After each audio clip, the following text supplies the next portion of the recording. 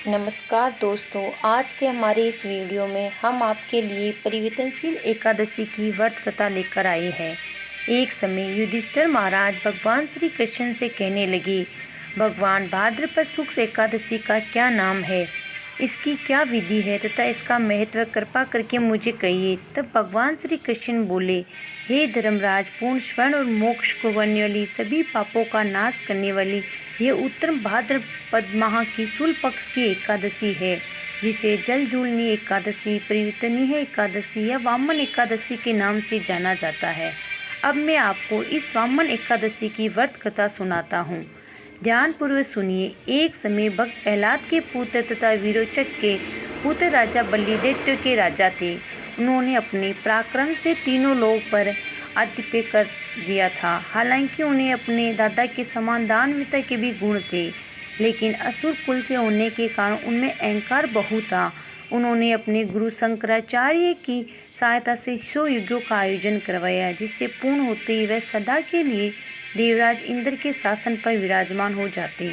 जब उन्होंने 90 यज्ञ पूर्ण कर लिया, तब देवराज इंद्र सभी देवताओं के साथ भगवान विष्णु के पास सहायता मांगने उनके धाम वैकुंठ पहुँचे। वहां जाकर देवराज इंद्र ने भगवान श्री हरि को सारी समस्या बता दी और कहने लगे, यदि बलि ने 100 यज्ञ पूर्ण कर लिया तो उनका अंत करना असंभव हो जाएगा। इसलिए धर्म की रक्षा के लिए आपको धरती पर अवतार लेना अति आवश्यक है। तब भगवान श्री हरि विष्णु ने स्थिति की गंभीरता को समझते हुए पृथ्वी पर अवतार लेने का निश्चय किया। जब राजा बलि अपने गुरु शंकराचार्य के साथ 100वें यज्ञ का आयोजन करने जा रहा था, तभी वहां भगवान विष्णु एक छोटे कद वाले ब्राह्मण के रूप में अवतार लेकर आए और दान मांगने की इच्छा प्रकट करने लगे। राजा बलि अपनी दानवीरता के लिए प्रसिद्ध थे, इसलिए उन्होंने यज्ञ शुरू करने से पहले उस बटुक ब्राह्मण को दान देने का निश्चय किया। वामन अवतार में आए भगवान श्री हरि ने कुछ भी मांगने से पहले बलि से संकल्प लेने का कहा कि वे जो भी मांगेंगे उन्हें देना ही होगा।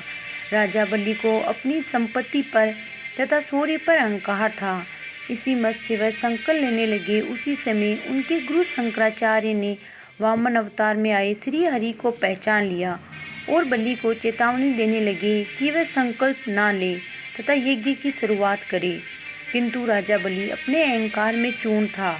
अपनी दानवीरता से वह पीछे नहीं हटना चाहता था। उन्होंने अपने गुरु से कहा कि वह अपने द्वार पर आए किसी भी ब्राह्मण को खाली हाथ नहीं भेज सकते। तीनों लोक के स्वामी भगवान विष्णु उनके द्वार पर एक याचक के रूप में आए हैं, तो वह कैसे मना कर सकता है। ऐसा कहकर राजा बलि ने संकल्प लिया। संकल्प लेने के बाद उन्होंने ब्राह्मण से अपने लिए कुछ मांगने को कहा। तब वामन अवतार में भगवान श्री हरि ने अपने लिए 3 पग धरती पर मांगे, जिसे राजा बलि ने स्वीकार कर लिया। बलि के स्वीकार करते ही भगवान विष्णु के वामन अवतार ने अपना रूप अत्यधिक विशाल कर लिया तथा संपूर्ण ब्रह्मांड में फैल गए। वामन रूप में श्री हरि ने अपने एक पैर को संपूर्ण पृथ्वी को नाप लिया तथा दूसरे पैर से स्वर्ण लोक को नाप लिया। अब तीसरा पग रखने के लिए कोई जगह शेष नहीं बची थी, क्योंकि वह राजा बलि की संपूर्ण भूमि इत्यादि ले चुके थे। इसलिए उन्होंने राजा बलि से पूछा, अब तुम अपना वचन कैसे पूरा करोगे। ये सुनकर राजा बलि का अहंकार चूर चूर हो गया तथा उन्होंने तीसरा पद रखने के लिए अपना मस्तक आगे कर दिया। तब वामन रूप में भगवान ने अपनी तीसरा पग राजा बलि के सिर पर रखकर उसका अभिमान भंग कर दिया और ये सिद्ध किया कि उनके समान कोई भी बड़ा नहीं है। इसके साथ ही वामन अवतार में श्री हरि राजा बलि से बहुत प्रसन्न हुए। उन्होंने भविष्य में उन्हें इंद्रलोक प्रदान करने का वरदान दिया। इसके बाद उन्होंने राजा बलि को पाताल लोक में भेज दिया तथा स्वर्ग का शासन इंद्रदेव को सौंपकर भगवान श्री हरि समा गए। भगवान श्री कृष्ण आगे कहते हैं कि राजन, इस एकादशी को भगवान श्री हरि सहन करते हुए करवट लेते हैं, इसलिए तीनों लोक के स्वामी भगवान विष्णु का उस दिन पूजन करना चाहिए।